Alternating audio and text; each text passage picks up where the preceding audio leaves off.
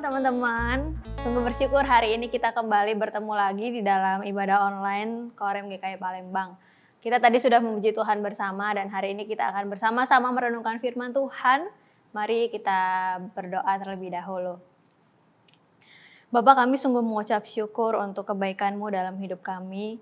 Terima kasih untuk anugerah demi anugerah yang terus Kau nyatakan dalam hidup kami, pribadi lepas pribadi. Ya Tuhan, kami juga bersyukur untuk hari ini Engkau masih berikan kami kesempatan untuk bisa beribadah dari rumah kami masing-masing. Dan sungguh indah ketika kami juga memiliki kesempatan untuk bersama-sama merenungkan firman Tuhan.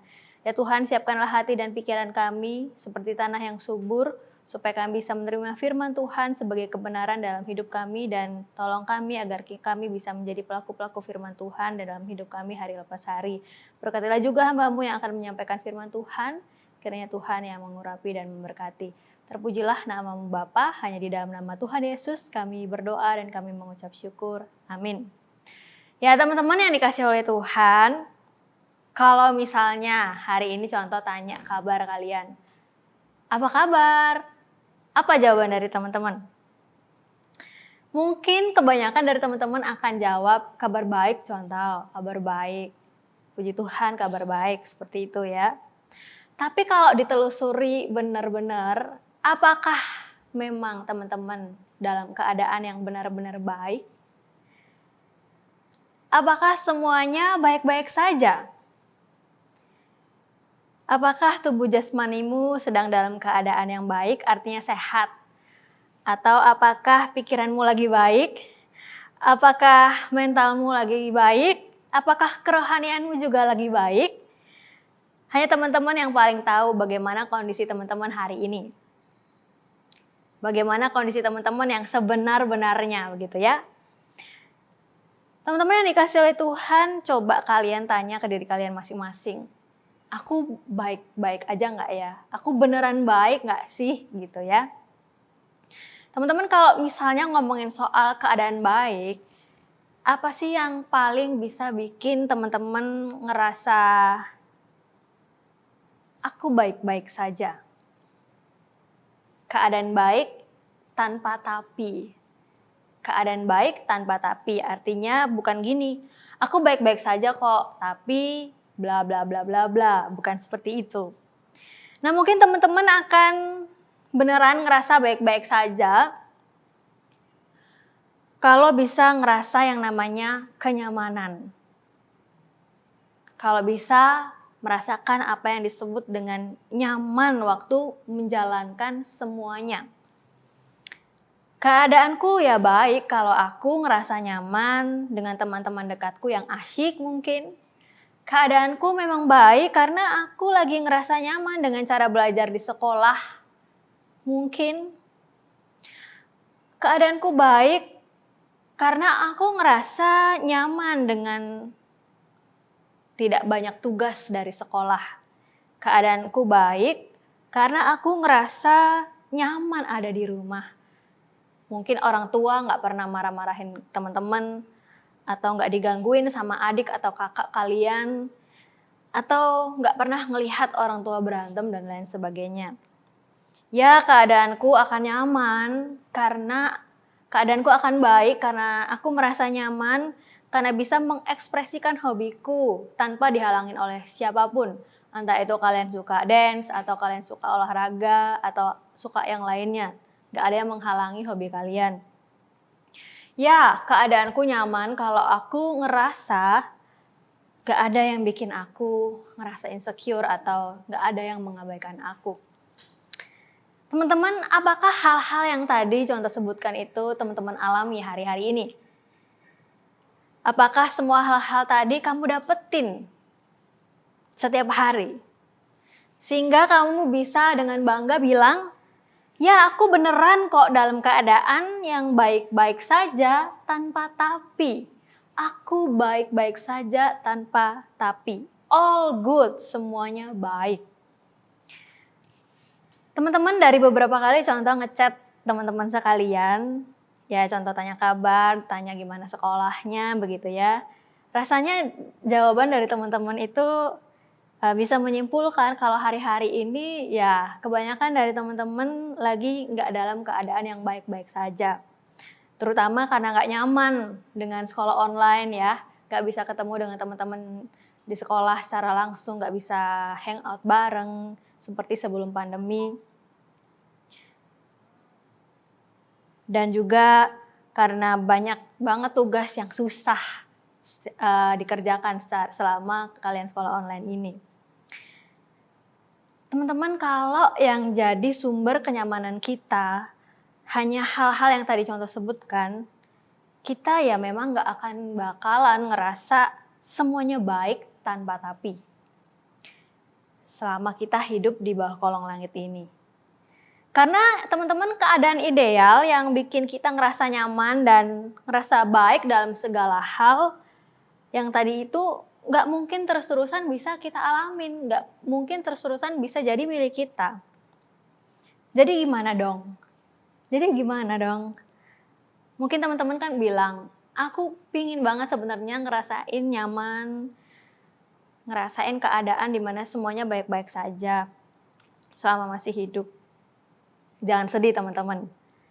Ada kok hal lain yang bisa banget bikin kita, bikin teman-teman, bikin kamu, bikin aku ngerasa nyaman. Walaupun teman-teman dekatmu mungkin sudah nggak asik, walaupun masih harus sekolah online, walaupun masih banyak tugas yang harus dikerjakan sebagai murid, walaupun mungkin masih sering diomelin sama orang tua, sama papa mama, walaupun masih digangguin adik atau kakak kandung kalian, walaupun mungkin masih ngelihat ketidakharmonisan dalam keluarga kalian, atau walaupun masih belum bisa mengekspresikan hobi atau sesuatu yang kalian suka tanpa halangan, walaupun masih ada yang mengabaikanmu.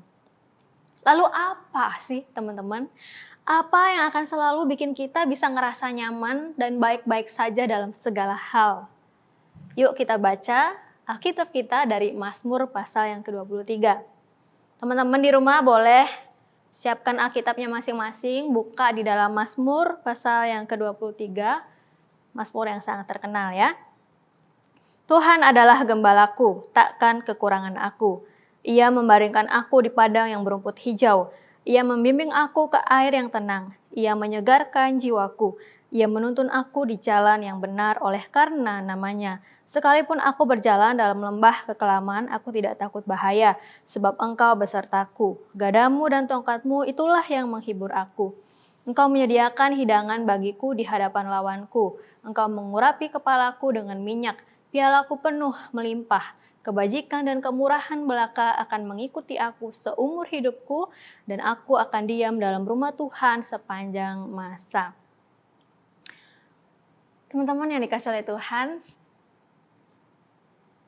yang akan selalu membuat kita bisa ngerasa nyaman dan ngerasa baik-baik aja dalam segala hal, all good begitu ya, itu saat teman-teman bisa ngalamin apa yang dialami Daud di dalam Mazmur 23 ini. Saat kita bisa bilang bahwa Tuhan adalah gembalaku. Saat kita bisa mengalami bahwa Tuhan benar adalah gembalaku, gembala kita. Teman-teman, waktu Daud bilang Tuhan adalah gembalaku, itu maknanya sangat dalam teman-teman. Daud bisa bilang Tuhan adalah gembalanya karena Daud benar-benar ngerasain kebaikan Tuhan. Daud benar-benar ngerasain kepedulian Tuhan yang bikin dia ngerasa nyaman dan merasa baik-baik saja dalam segala hal, walaupun dia harus menjalani hidup yang tidak ideal, banyak masalah dan banyak tantangan. Tuhan nyatain dirinya kepada Daud sebagai Tuhan yang care sama dia secara personal, secara pribadi teman-teman. Kalau kita baca di Keluaran 6 ayat 4, di sana ditulis, Bukan saja aku telah mengadakan perjanjianku dengan mereka untuk memberikan kepada mereka tanah Kanaan, tempat mereka tinggal sebagai orang asing. Jadi teman-teman, kalau di dalam Israel kuno begitu ya, Tuhan itu identik dibicarain sebagai Tuhan kami, bukan Tuhanku tapi Tuhan kami gitu, seperti yang di ayat di Keluaran 6 tadi. Jadi Tuhan bilang mengadakan perjanjian dengan mereka untuk memberikan kepada mereka tempat tinggal mereka. Jadi mereka. Tuhan bilang seperti itu.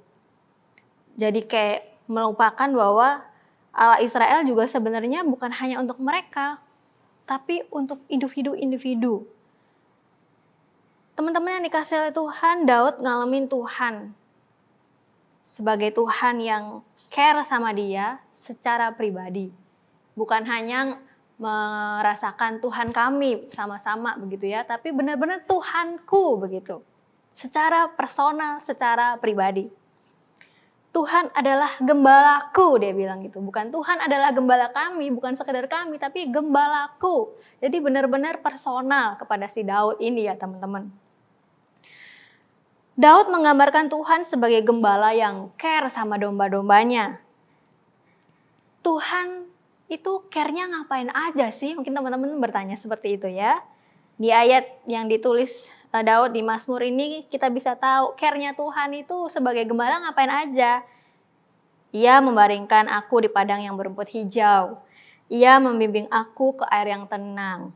Ia menyegarkan jiwaku. Ia menuntun aku di jalan yang benar oleh karena namanya. Ada kalimat, ia membaringkan aku di padang yang berumput hijau. Teman-teman, padang rumput yang hijau itu bikin domba-domba gak perlu pindah-pindah tempat untuk dapetin kepuasan. Jadi teman-teman, kenapa bisa seperti itu? Karena di padang rumput yang hijau, domba-domba itu bisa makan rumput sepuasnya gitu ya. Jadi nggak perlu cari-cari tempat lain, udah di satu tempat aja mereka bisa langsung makan sampai puas. Nah teman-teman, kalau kita udah dapetin kepuasan di dalam Tuhan, kita nggak perlu repot-repot nyari kepuasan di tempat yang lain. Nggak perlu capek cari sana-sini.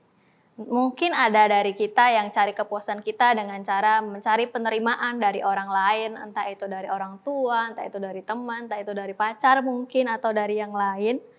Atau dari game online, dari drakor, dari baca novel, atau webtoon, dari TikTok, atau tampil hebat di media sosial dan lain sebagainya. Kalau kita sudah mendapatkan kepuasan di dalam Tuhan, kita nggak perlu lagi cari-cari di tempat lain seperti yang tadi sudah contoh sebutkan. Udah cukup di satu tempat aja. Di mana itu? Di dalam Tuhan. Mungkin teman-teman bertanya, gimana caranya supaya bisa puas di dalam Tuhan gitu ya? Ya dia akan memuaskan kita lewat perenungan firman Tuhan yang kita lakukan hari lepas hari teman-teman. Jadi beberapa hari yang lalu gitu ya, ada acara yang namanya Pengkolan Bible Study. Ada beberapa teman kita yang ikutan acara ini. Jadi di acara ini kita tuh diajak untuk sama-sama belajar firman Tuhan, benar-benar memperhatikan ayat demi ayat, baca ulang-ulang, dan itu menjadi pengalaman yang asik. Ternyata baca firman Tuhan itu jadi pengalaman yang asik buat kita ngerasa puas di dalam Tuhan loh teman-teman. Jadi memang kalau kita bisa punya pengalaman seperti itu dan membangun kebiasaan untuk ya belajar firman Tuhan secara khusus dengan serius gitu ya, kita akan mengalami kepuasan di dalam Tuhan melalui firman Tuhan yang kita renungkan hari lepas hari. Teman-teman yang dikasih oleh Tuhan, gimana tadi cara Tuhan sebagai gembala menyatakan kepeduliannya kepada Daud? Tadi pertama, ia membaringkan aku di padang yang berumput hijau. Yang kedua, ia membimbing aku ke air yang tenang, ia menyegarkan jiwaku. Teman-teman, air yang tenang itu adalah maksudnya sumur atau mata air di mana domba bisa minum tanpa harus buru-buru minumnya gitu. Kalau misalnya dia minumnya di sungai misalkan ya, terus tiba-tiba nanti ada binatang buas, berarti dia harus buru-buru tuh minumnya. Habis itu langsung harus pergi. Tapi ini enggak. Tuhan dikatakan menyediakan, membimbing air yang tenang dan menyegarkan jiwaku. Artinya domba-domba itu dikasih minum tanpa harus dia buru-buru waktu menikmati air minum itu. Teman-teman, kalau teman-teman ngerasa, aduh hidupku ini kayaknya rasanya haus terus ya, haus, rasanya kering, kayak ada yang kurang dalam jalanin hidup ini. Teman-teman, di dalam Tuhan ada kelegaan. Contoh jadi inget nih, percakapan Tuhan Yesus dengan perempuan Samaria yang waktu itu mau ngambil air di sumur. Waktu itu Tuhan bilang gini nih sama dia di Injil Yohanes pasal yang keempat ayat 13 sampai 14. Yohanes 4 ayat 13 sampai 14. Jawab Yesus kepadanya, barang siapa minum air ini, ia akan haus lagi. Air yang dari sumur maksudnya. Tetapi barang siapa minum air yang akan kuberikan kepadanya, ia tidak akan haus untuk selama-lamanya. Sebaliknya air yang akan kuberikan kepadanya akan menjadi mata air dalam dirinya, yang terus-menerus memancar sampai kepada hidup yang kekal. Jadi teman-teman, memang kepuasan kita itu bakal kita temuin ya hanya di dalam Tuhan aja. Hanya di dalam Tuhan. Selain itu teman-teman, Tuhan juga akan menuntun aku di jalan yang benar oleh karena namanya, tadi yang disebutkan oleh Daud.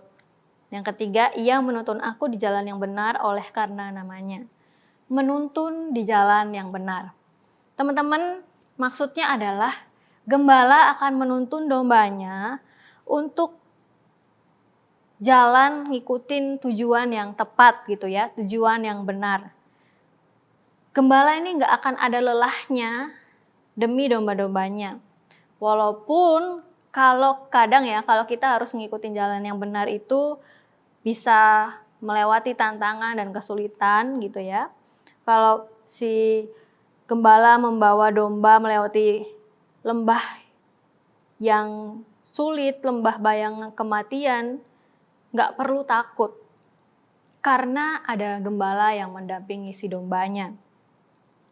Lembah kematian itu ibaratnya, kata lainnya maksudnya adalah hidup yang nggak pasti.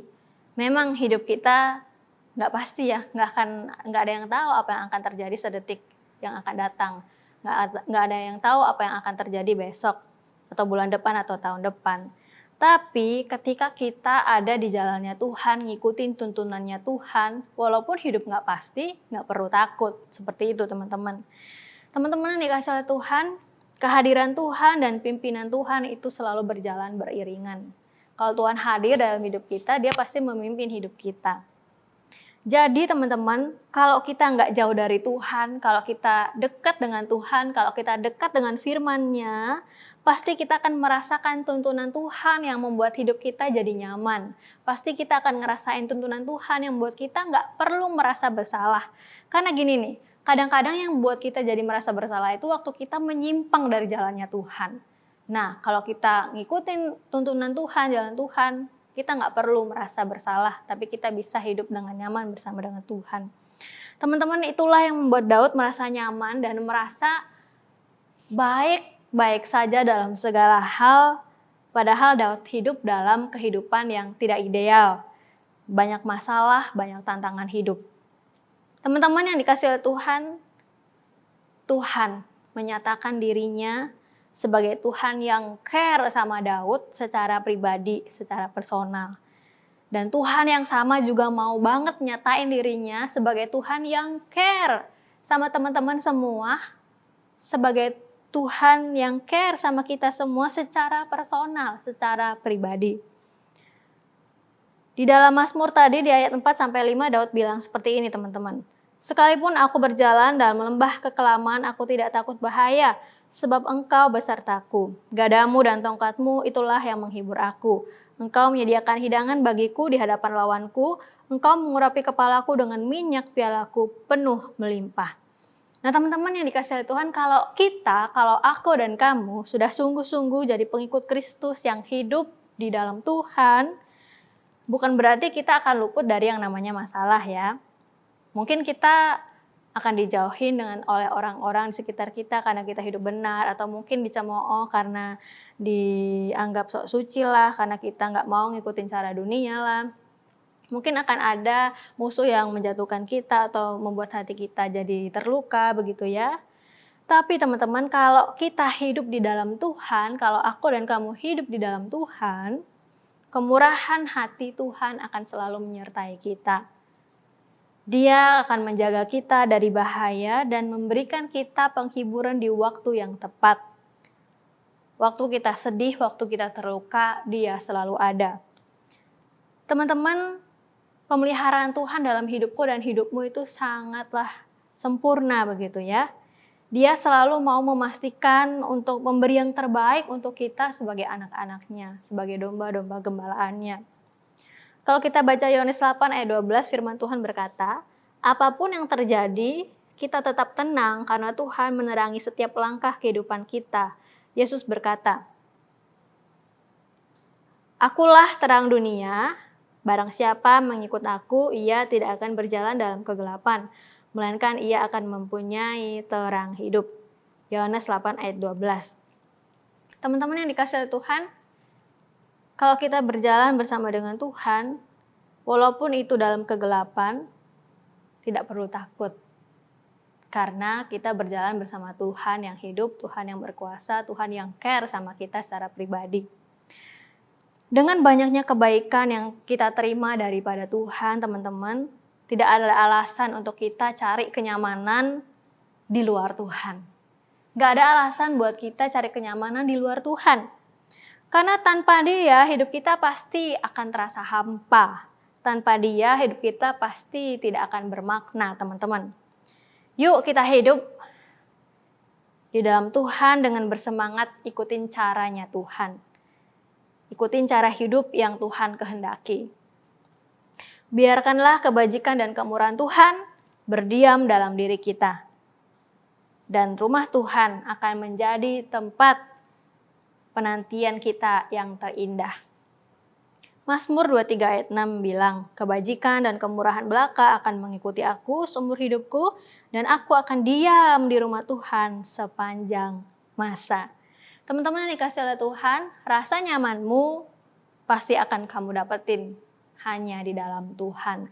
Jadi kalau mau cari rasa aman, rasa nyaman, gak usah cari-cari ke tempat lain, pertama-tama carilah itu di dalam Tuhan. Karena semuanya akan baik-baik saja ketika kita sungguh-sungguh bisa ngalamin yang namanya rasa nyaman di dalam Tuhan.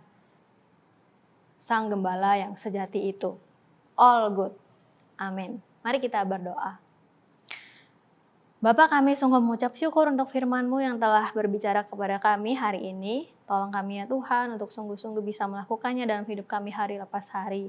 Biarlah kami sungguh-sungguh mau hidup di dalam Tuhan, sehingga kami bisa merasakan yang namanya rasa nyaman, kami bisa merasakan semuanya baik-baik saja, walaupun kami hidup di tengah dunia yang tidak ideal. Karena kami ada bersama dengan Tuhan, karena kami punya Tuhan yang care kepada setiap kami secara pribadi, secara personal. Terpujilah nama-Mu Bapa, hanya di dalam nama Tuhan Yesus kami berdoa dan kami mengucap syukur. Amin. All good.